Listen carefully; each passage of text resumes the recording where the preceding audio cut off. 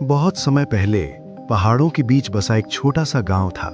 सुबह की हवा में मिट्टी की खुशबू घुली रहती थी और शाम होते ही हर घर में दियों की हल्की रोशनी दिखती थी।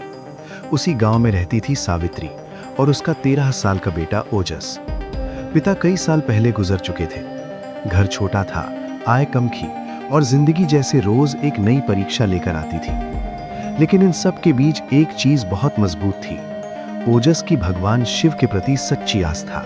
हर दिन भोर होते ही वो नदी किनारे बने पुराने मंदिर पहुंच जाता। मंदिर के पत्थर टूट चुके थे, दरारों से घास उगाई थी, लेकिन ओजस जब वहां दिया जलाता तो उसे लगता जैसे पूरा मंदिर जीवित हो उठता हो। लोग कहते थे, इस बच्चे की श्रद्धा में कुछ अलग ही बात है। एक शाम अचानक आसमान काला हो गया, तेज हवा चलने लगी, दूर पहाड़ों से बादलों की गरज सुनाई देने लगी। गांव के बुजुर्ग बोलने लगे, आज की रात शायद आसान नहीं होगी। सच में कुछ देर बाद तेज बारिश शुरू हो गई, नदी उफान पर आ गई, गांव के निचले हिस्से में पानी भरने लगा। लोग अपने घरों को संभालने में लग गए। सावित्री भी घबराई हुई थी। उसने ओजस से कहा, आज मंदिर मत जाना बेटा, तूफान बहुत तेज है। लेकिन ओजस ने माँ का हाथ पकड़ते हुए कहा, माँ, अगर आज डर कर दिया नहीं जलाया तो मेरी भक्ति अधूरी रह जाएगी। भगवान को आज भी पता चलना चाहिए कि हम डरे नहीं हैं। सावित्री ने डरते डरते उसे जाने दिया। बारिश की बूंदें चाबुक की तरह चेहरे पर पड़ रही थी। रास्ता कीचड़ से फिसलन भरा था। ओजस कई बार गिरा, उठकर फिर आगे बढ़ा और आखिरकार वो मंदिर पहुंच गया। अंदर अंधेरा था, हवा की तेज आवाज सुनाई दे रही थी। उसने दिया रखा, घी डाला और माचिस जलाई। पहला दिया बुझ गया, दूसरा भी बुझ गया, तीसरी बार भी लौ टिक नहीं पाई। ओजस का दिल भारी हो गया, पर उसने हार नहीं मानी। उसने आंखें बंद की और धीरे से मंत्र बोला, ओम नमः शिवाय। फिर उसने दोबारा कोशिश की। इस बार दिया जला और आश्चर्य की बात, हवा इतनी तेज होने के बाद भी वो लौ स्थिर रही, जैसे कोई अदृश्य शक्ति उसे बचा रही है। ओजस के चेहरे पर शांत मुस्कान आ गई। उसने हाथ जोड़कर प्रार्थना की और बारिश में भीगते हुए वापस घर की ओर चल दिया। रात भर बारिश होती रही, लोग डर के मारे जागते रहे। लेकिन सुबह जब गांव वाले नदी के किनारे पहुंचे तो वे स्तब्ध रह गए। नदी का बहाव अचानक धीमा पड़ गया था, पानी बढ़ना रुक चुका था।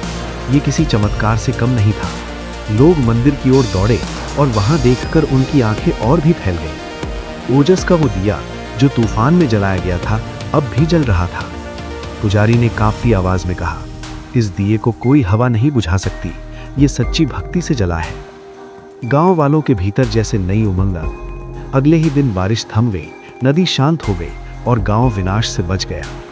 लेकिन कहानी यहां खत्म नहीं होती। कुछ दिनों बाद राजा के सैनिक गांव में आए। लोग घबराए, मगर सैनिकों ने जानकारी दी कि राजा के बेटे की सेहत कई महीनों से खराब थी और राजा को सपने में संकेत मिला था, एक बच्चा जिसने तेज तूफान में भी भगवान के लिए दिया जलाया है, वही उसकी मदद कर सकता है। राजा ने आदेश दिया था कि उस बच्चे को तुरंत महल बुलाया जाए। ओजस को महल ले जाया गया। राजा ने उसे अपने सामने खड़ा होकर पूछा, बेटा, तू इतनी भयंकर रात में मंदिर क्यों गया? ओजस ने सरलता से कहा, महाराज, अगर कठिन समय में ही भक्ति छोड़ दी तो फिर भगवान पर भरोसा कैसा?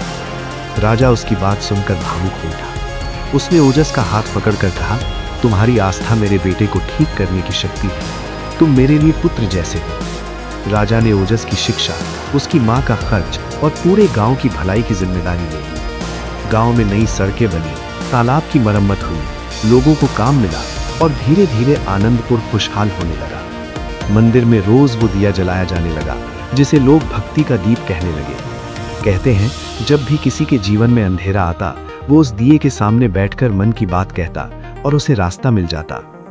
ओजस बड़ा होकर एक ज्ञानी संत बना। वो हमेशा एक ही बात कहता, दिया छोटा हो सकता है, पर अगर उसमें विश्वास का तेल हो तो वो सबसे बड़े अंधकार को भी मिटा देता है।